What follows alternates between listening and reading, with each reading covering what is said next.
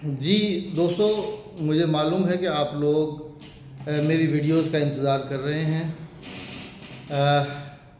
लेकिन सिचुएशन ये है कि देखिए, वीडियो एक जो बन के आती है तो आपको बहुत आसान सी लगती है कि बस सर ने खड़े होकर लेक्चर ही तो देना है।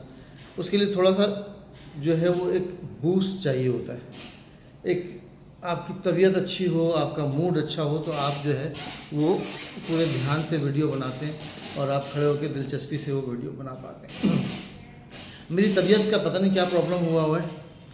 हर तरह के टोटके कर रहा हूँ, सब कुछ कर रहा हूँ, लेकिन वो जो एक तबीयत में बशाशत, जिसे कहते हैं बशाशियत, हशाश बशाश हो गया, वो वाली सिचुएशन नहीं पैदा हो रही, जिसकी वजह से मैं वीडियोस बनाने का दिल ही नहीं कर रहा। मैं जैसे ही तबीयत ज़रा सी बेहतर होगी तो मैं आप लोगों के लिए वीडियो ज़रूर बनाऊँगा। आज हम फिर वही बैठे बैठे बेकार की बातें कुछ करते हैं। देखिए, इसमें बेकार की बातों में बाज़ औक़ात कोई ना कोई काम की बात अपने मतलब की आदमी पिक कर लेता है।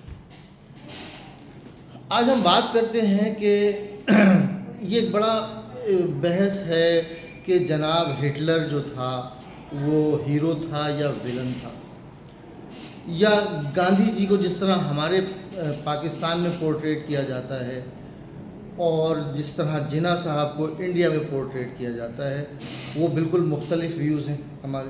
हमारे यहाँ जिन्ना साहब हीरो हैं और जिन्ना साहब इंडिया में विलन हैं। हालांकि हम एक जैसे लोग हैं, एक जैसा कल्चर है, सब कुछ। इसी तरह गांधी जी को हमारे यहाँ जो पोर्ट्रेट किया गया, जो हमारे यहाँ गांधी जी की हिस्ट्री लिखी गई, गांधी जी के बारे में जो कुछ लिखा गया, वो बहुत ज़्यादा पॉजिटिव नहीं था। ये एक मिजाज बन जाता है कौमों का कि जो हमारे मतलब का है वो हमारा हीरो है, जो हमारा मुखालिफ है वो हमारा विलन है। तो किसी का विलन किसी का हीरो होता है। हमारी प्रॉब्लम ये है कि हम, जैसा मैं पहले वीडियो में भी कह चुका हूँ, कि हम फ़ौरन जज की कुर्सी पे बैठ जाता हूँ। जी मैं ठीक हूँ, तुम गलत हो। अच्छा यार, इसकी मैं आपको दिलचस्प मिसाल यूँ देता हूँ कि मैं ये सोचा करता था कि यार नवाज़ शरीफ की भी कोई तारीफ़ कर सकता है। यानी पूरी दुनिया में पता चल गया कि वो पैसे खा के भागा है, उसने माल बनाया है, उसने ये किया, उसने वो किया, फिर भी लोग उसको सपोर्ट कर रहे हैं। कैसे अजीब लोग हैं यार। यानी मैं समझता था मैं सही हूँ और वो लोग गलत हैं, वो लोग गलत हैं यार। नवाज़ शरीफ जैसे चोर को सपोर्ट कर रहे हैं, अब तो उसकी सारी चोरियाँ खुल गई, उसको फिर भी सपोर्ट कर रहे हैं। जी ये मेरा सच है, मैं अपनी साइड से चीज़ को देख रहा हूँ। मुझे नवाज़ शरीफ चोर लगा है। फिर जब मैं लाहौर गया तो मैंने देखा कि लाहौर को तो नवाज़ शरीफ ने नक्शा ही बदल दिया था। अब उसमें उसने कमीशन खाया या क्या किया या माल बनाया, क्या किया, वो सब बातें एक आम आदमी नहीं समझता। आम आदमी ये समझता है कि यार हमारे लाहौर को उसने डेवलप कर दिया, तो साडा नवाज़ शरीफ जो है वो हीरो है, तो वो शेर जो है आवे ही आवे। यानी मुझे ये बात बड़ी अजीब लगती थी कि यार कैसी जाहिल कौम है यार, नवाज़ शरीफ को सपोर्ट कर रहे हैं। जी नवाज़ शरीफ, ये आपका सच है, उसका सच भी तो सुने। जब उसका सच सुनते हैं तो वो कहता है यार बिजनेसमैन खुश था, काम चल रहा था, हर आदमी कमा रहा था। ये तो इमरान खान ने आते ही जो है सबको बुरा हाल कर दिया है, कोई काम नहीं चल रहा, हर आदमी खौफ के मारे जो है बैठा हुआ है, बिजनेसमैन पैसा दबा के बैठा हुआ है कि जनाब पैसा लगाऊंगा तो इमरान खान जो है वो नैब वाले आ जाएंगे या FIA वाले आ जाएंगे वगैरह वगैरह। तो काम चल रहा था, नवाज़ शरीफ के दौर में हर आदमी खुश था। तो आप लाहौर में जाएं तो नवाज़ शरीफ हीरो। तो जगह के हिसाब से हीरो और विलन बदलते हैं। गांधी जी को जिस तरह पोर्ट्रे किया गया पाकिस्तान में, हमारे खित्ते में, वो अफसोसनाक है। गांधी जी एक बड़े कद काट के लीडर थे और वो ज़ात पात, नस्ल, मज़हब, इन सब चीज़ों से ऊपर की चीज़ थी। बहुत कम लोगों को पाकिस्तान में मालूम है कि गांधी जी ने भूख हड़ताल कर दी थी सिर्फ इसलिए कि उन्होंने कहा था जब पाकिस्तान बन ही गया है तो अब पाकिस्तान के हिस्से का जो पैसा है वो पाकिस्तान को दिया जाए। इस बात पे गांधी जी के अपने मुल्क में हिंदू गांधी जी के ख़िलाफ़ हो गए थे कि जिस पाकिस्तान ने हमारे भारत के टुकड़े कर दिए आप उसकी सपोर्ट कर रहे हैं। और नतीजा इस पे आया कि गांधी जी यानी भूख हड़ताल किए बैठे थे और कमज़ोर हुए जा रहे थे, और उस पर आके एक एक्सट्रीमिस्ट ने एक जो उसका सच था, उसने कहा कि जनाब गांधी जी गलत हैं, ये हिंदुत्व के ख़िलाफ़ हैं, ये मुसलमानों को सपोर्ट कर रहे हैं। उसने आके गांधी जी को गोली मार दी। ये बात हमारे पाकिस्तान में ख़ास तौर पे अब की नस्ल जो है, अब जो जनरेशन है, उसको ये बात नहीं पता, क्योंकि हमारे यहाँ जो है मुताले पाकिस्तान में ये बताया जाता है कि जनाब गांधी जी जो है वो नहीं चाहते थे और गांधी जी ने मुखालफत की और गांधी जी ने मक्कारी की वगैरह वगैरह। ये हमारा सच है, हमारी मजबूरी है कि हमने गांधी जी को पोर्ट्रे करना है एज ए विलन।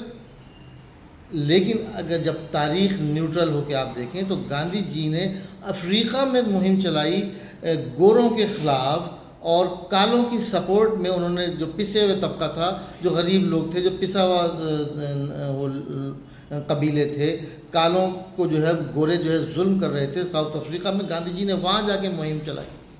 तो गांधी जी एक बड़े कद काट के लीडर थे।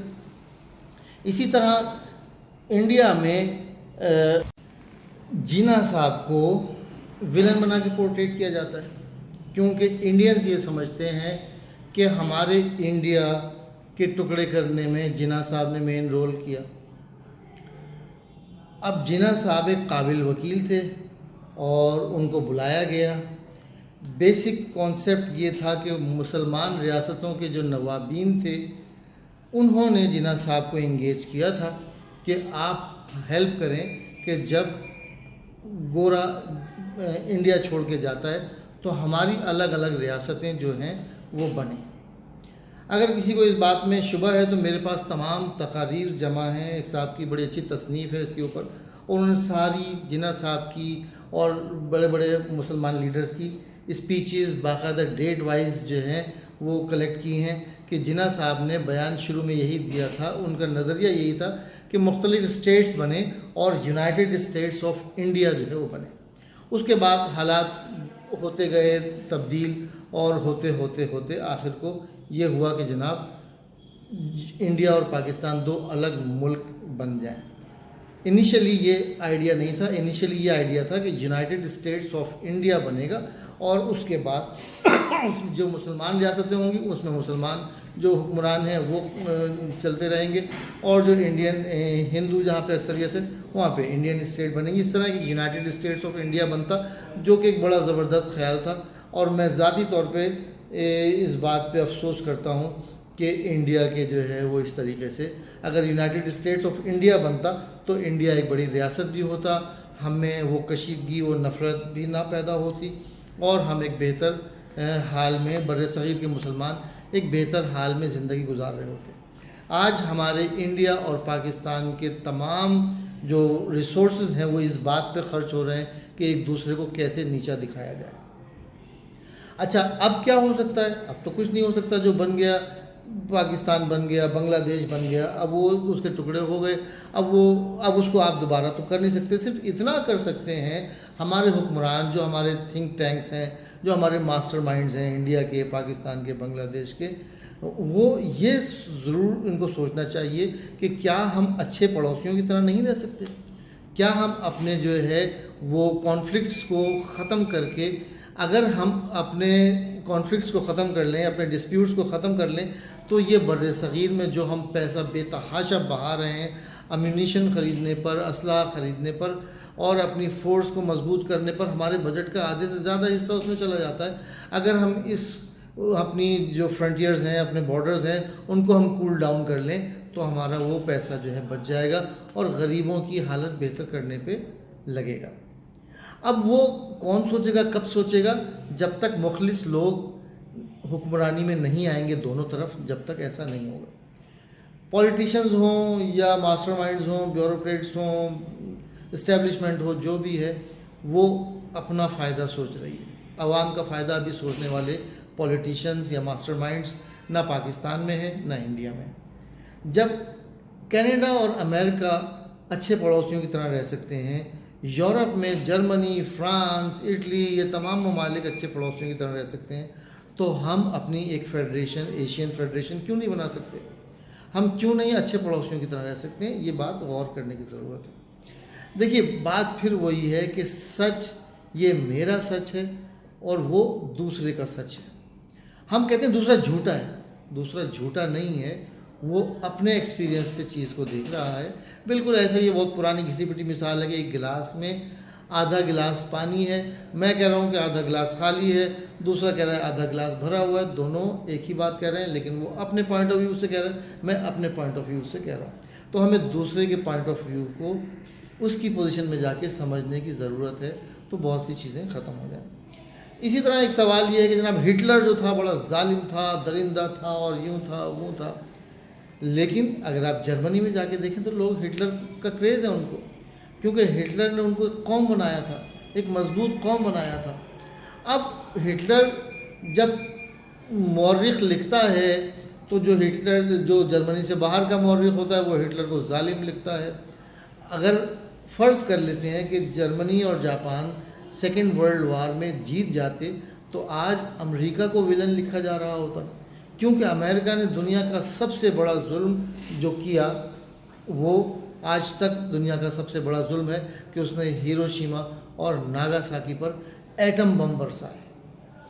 ये जुल्म जो है उसकी कोई बात नहीं करता, और हिटलर को जो है हम जालिम और दरिंदा और डिक्टेटर और सब कुछ कहते हैं। बात यह है कि हिटलर हार गया।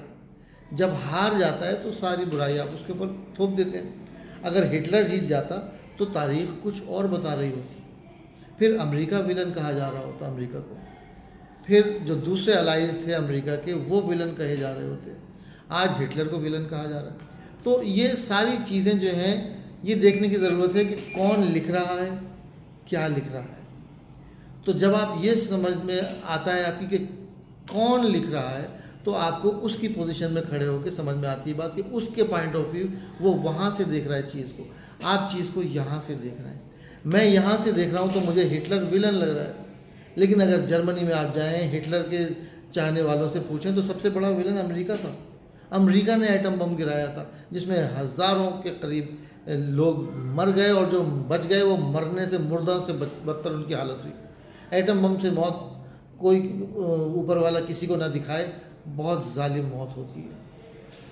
मैंने हिरोशिमा के म्यूज़ियम में जाके देखा है, तो उन्होंने आज तक एक म्यूज़ियम बनाया हुआ है जहाँ पे बम गिरा था, और उस हिरोशिमा के म्यूज़ियम में उन्होंने रखी हुई हैं उन मुर्दों की हालत के कैसे उनकी खालें लटक रही हैं। उन्होंने उस चीज़ के स्टैचू बनाए हुए हैं और उन्होंने दिखाया कि कैसा क्या वक्त हुआ था जब एटम बम गिरा था, तो क्या हालत हुई थी लोगों की।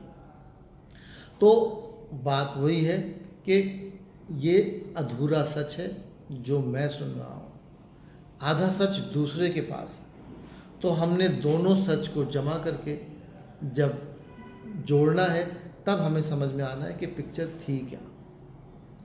तो ये बेकार की सी बात है, ऐसे ही सिर्फ इसलिए कि आप लोग जुड़े रहें मुझसे और थोड़ा सा हम लोग आपस में एक दूसरे से राब्ते में रहें, कांटेक्ट में रहें, संपर्क में रहें, इसलिए मैंने एक वीडियो बना दी।